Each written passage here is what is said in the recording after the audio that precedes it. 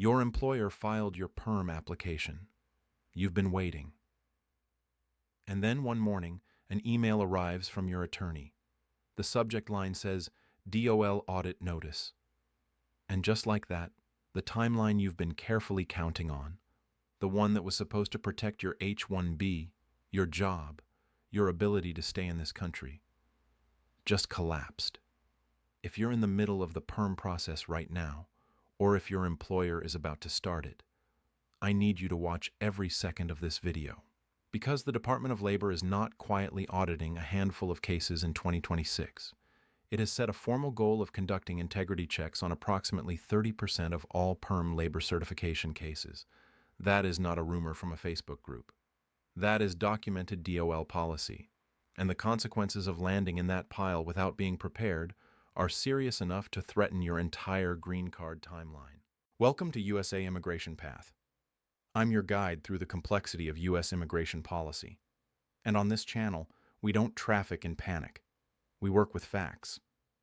While social media is full of noise, we are looking at the official text.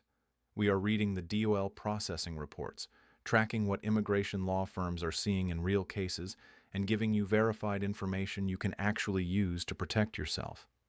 And before we go a single step further, the standard and necessary reminder: I am an analyst guiding you through this system. This is educational content, not legal advice. Your individual situation has details that only a qualified immigration attorney can properly assess. Please work with one. With that said, let's get into what is actually happening with PERM audits in 2026 and what it means for you. Let's start at the beginning, because not everyone watching this video is at the same stage of the process, and I want everyone to understand exactly what we're dealing with. PERM stands for Program Electronic Review Management. It's the labor certification process administered by the Department of Labor that most employment-based green card applicants in the EB2 and EB3 categories have to go through before their employer can file the I-140 immigrant petition with USCIS. The basic premise of PERM is this: before a U.S. employer can sponsor a foreign national for a permanent position, the government wants proof that the employer made a genuine, good-faith effort to recruit qualified American workers for that job first, and that no qualified U.S. worker was available and willing to take it. The employer runs a federally mandated recruitment process, documents every applicant, documents every rejection with a legitimate business reason, and then files ETA Form 9089 with the DOL certifying that the recruitment was conducted properly. That certification, when it comes through, becomes the foundation of the entire employment-based green card. Without it, in most EB2 and EB3 cases, the green card process cannot move forward at all. Now, a PERM audit is when the Department of Labor, before issuing that certification, sends the employer a letter requiring them to produce the underlying documentation proving that everything on Form 9089 was accurate and complete. The audit letter is comprehensive. It typically asks for copies of all recruitment advertisements that were placed, the media they ran in, the dates they appeared, resumes from every single applicant who responded, written documentation of why each applicant was rejected, the job description used in recruitment, proof that the offered wage meets the prevailing wage determination, and detailed justification for each and every minimum requirement listed for the position. The employer then has a set period to compile and submit all of that documentation, and the DOL reviews it closely.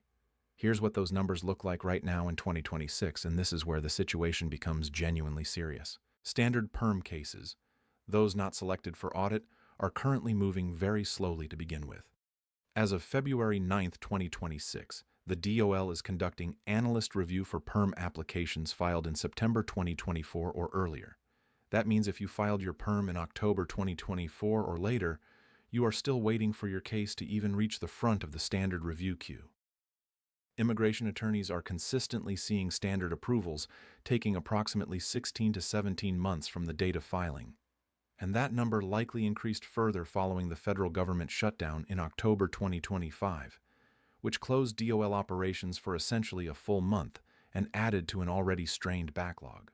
Now, if your case gets selected for audit, those numbers get dramatically worse.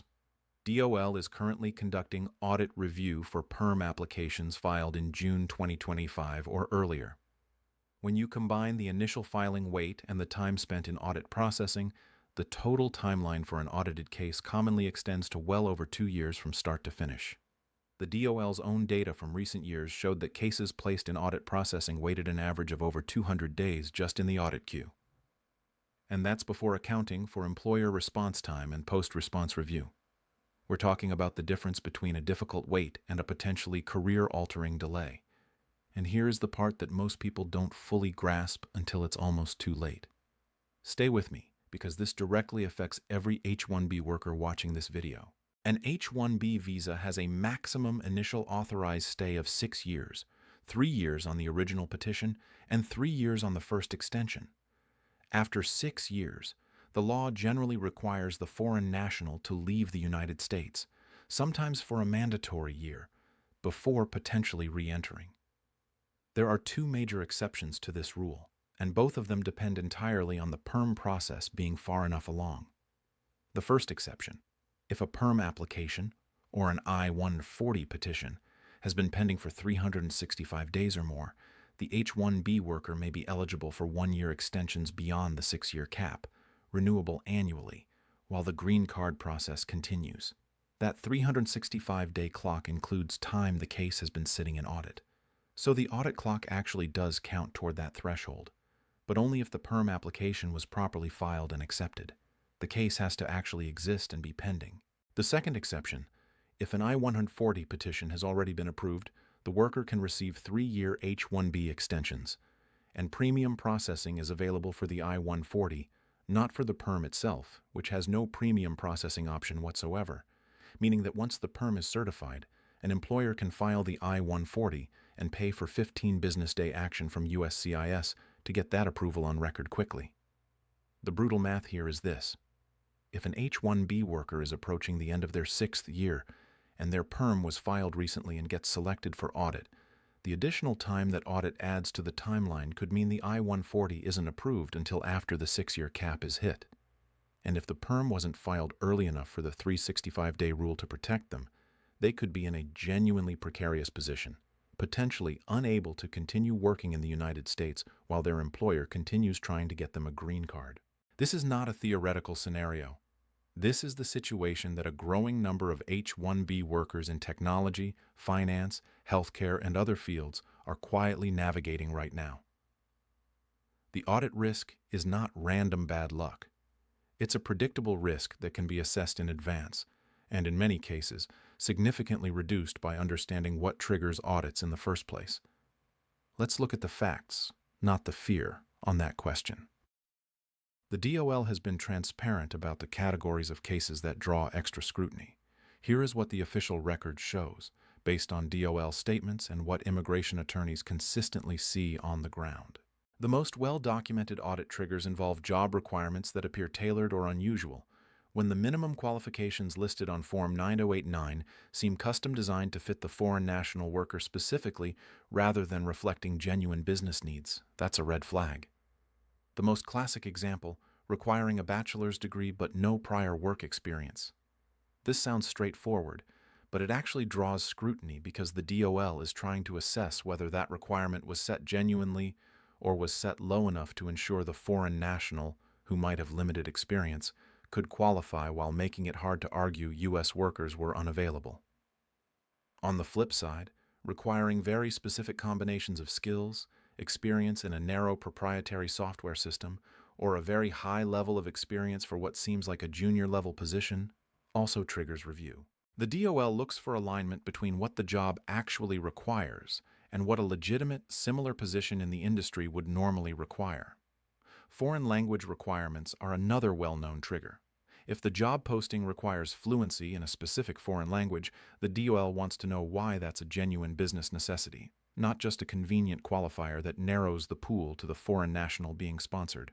Familial and ownership relationships are among the highest risk triggers.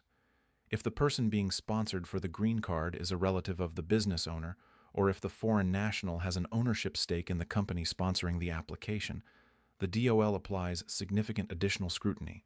The concern is obvious. When the beneficiary and the sponsor have a personal financial relationship, the arm's-length integrity of the labor market test is harder to establish. High-tech and computer industry positions draw consistent scrutiny, not because they are inherently suspect, but because this sector accounts for such a large share of PERM filings that the DOL devotes particular resources to reviewing it. Software developer positions alone account for over 20% of all PERM certifications annually. Financial and banking industry positions, construction-related roles, and automotive industry positions also appear on the list of sectors receiving closer review. And there's one more trigger that many people overlook. The DOL cross-checks the qualifications the foreign national actually holds against the minimum qualifications listed on Form 989. If the beneficiary has a master's degree and the job only requires a bachelor's, that's generally fine. But if there's a meaningful mismatch in the other direction, if the stated job requirements in some way seem inconsistent with the worker's actual documented qualifications, that can invite questions. Now, let me ground all of this in a real scenario because legal concepts become much clearer when you can see them in a person's life. Think about a financial analyst. Let's call her May. She came to the United States on an F1 student visa, completed her master's degree in finance, transitioned to an H-1B through her employer's sponsorship, and has been working in the U.S. for 4 years. Her employer, a mid-sized financial services firm, decided to begin her green card process through the EB-2 route. The HR team drafted the job requirements for Form 9089. Because May has specialized skills in a specific financial modeling software the firm uses internally, they listed that software by name as a job requirement. They thought it reflected the genuine needs of the role. The DOL saw it differently. The software was obscure enough that it significantly narrowed the realistic applicant pool, and the audit letter arrived 7 months after filing. Now May is sitting in audit review, and her 6-year H-1B cap arrives in less than 18 months. Whether the 365-day protection applies to her depends on exactly when the PERM was filed and whether it's been pending for a full year by the time her current H-1B status expires. Her attorney is calculating dates in a spreadsheet right now. May's situation could have looked very different if the job requirements had been reviewed carefully before filing, specifically to ask whether each requirement was defensible as a genuine business necessity, or whether it appeared tailored in a way that would attract DOL scrutiny. That review, done up front, is the difference between a routine PERM and an audit. Most applicants don't realize this until they're already in the audit queue. And that's exactly the pattern we want to break today. Now, before we get to the action steps, I want to address one more scenario, the one that nobody wants to be in, but that some people watching this video genuinely are. What do you do when everything has been done right, the audit response was submitted properly, and the DOL is still sitting on your case with no movement and no explanation? The legal remedy that experienced immigration attorneys increasingly turn to in these situations is a federal lawsuit called a writ of mandamus. We discussed this concept in our last video in the context of USCIS delays, and it applies here as well because the DOL is also a federal agency subject to the same Administrative Procedure Act requirement to act within a reasonable time. When DOL unreasonably delays adjudicating a PERM application, even an audited one, after all administrative remedies have been exhausted, a petitioner can file a civil action in federal district court asking a judge to compel the agency to act. The filing fee for that court action is several $100s, and attorney fees typically range from several thousand to $10,000 depending on complexity.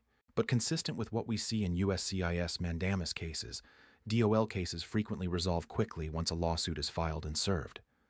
Because the government generally prefers to adjudicate the pending application rather than defend federal litigation. This is absolutely a last resort, and it requires experienced legal counsel who handles federal administrative law. But it is a legitimate, legal tool, and for someone whose H-1B is running out while their PERM sits motionless in the audit queue, it may be the most consequential option available. Now let's build the practical framework. 3 clear steps you can take based on everything we've covered. Step 1. Audit-proof your application before it's filed.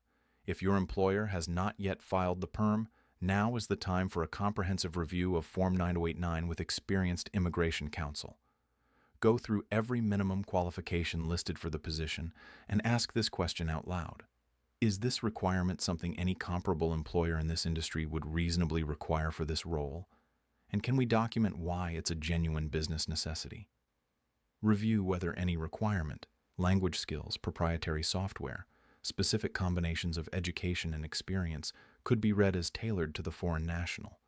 Build a contemporaneous file during recruitment. Photograph internal postings. Save complete copies of advertisements, including publication dates.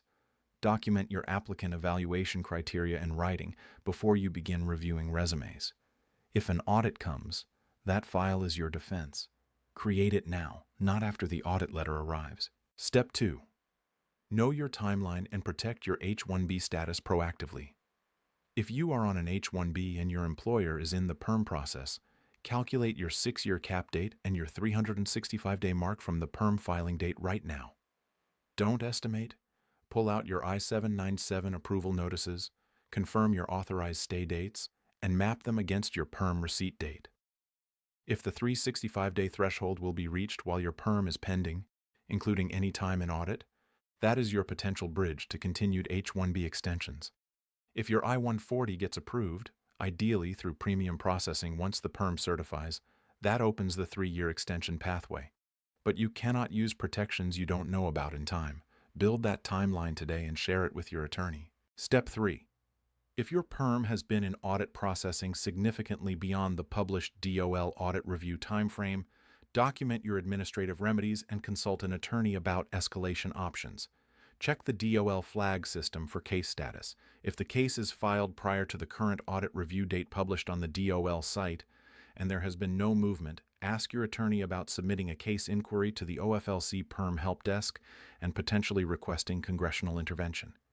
If those avenues have been exhausted and the delay is genuinely unreasonable, particularly if it's threatening your H-1B status, discuss the writ of mandamus option with an attorney who handles federal immigration litigation.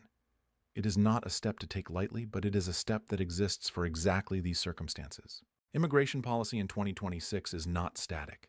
The DOL's audit posture, its staffing levels, its processing priorities, all of it shifts, sometimes quickly. The October 2025 government shutdown set the entire system back by approximately a month, and those effects are still rippling through current backlogs. The backlog of pending PERM applications at the DOL stood at nearly 200,000 cases as of late 2024, and it has continued to grow. This environment rewards people who start the process early, build strong applications, and stay actively informed about where their case stands. That is exactly what this channel is here to help you do. Immigration policies shift overnight. Processing times move. Audit rates change. The only way to stay protected is to stay informed. Subscribe to USA Immigration Path right now so you don't miss the next update. Hit the notification bell so these videos reach you when they're fresh and when the information matters most. And if someone you know is navigating PERM, H-1B, or the employment-based green card process, share this video with them today. The best thing you can do for someone inside the system is make sure they're working with real information, not fear. We'll see you in the next one.